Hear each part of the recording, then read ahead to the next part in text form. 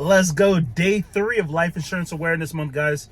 The topic for today is, what's the earliest age you can get life insurance? By far, when I tell and I break this down to you, you're going to be like, man, I didn't know I could get life insurance, at this age, right? The earliest you can get life insurance is 14 days old. What does that mean? So when a baby is born, 2 weeks after they're born, when their social security number hits the mailbox, you can actually open up a cash value life insurance policy for them. So what does that mean? Why is that important, Greg?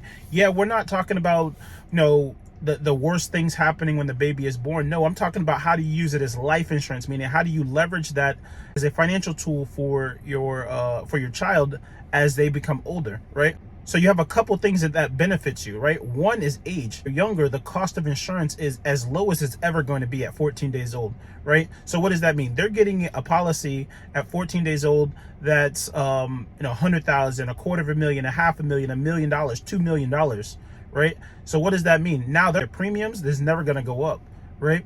So that's important because now as you're building cash value, your cash value is using the eighth wonder of the world, which is compound interest. So now every time you put money into their cash value, it's compounding, right? And that's important because as you go to high school, as they go to school, buy a car, get married, buy a house, start a business, now they have a cash value that they can use and leverage for the rest of their life. So the cash value that's growing, by far the most beautiful thing that can happen. This is what I did with all 3 of my kids, and it's one of the best decisions I've made because now I know I have a financial vehicle that I have for them for the rest of their life. And when they get older, if they want to open up their own policies, that's great. But I have a policy that I can use for them while they go to college, go to school, that's going to take care of them for the rest of their life.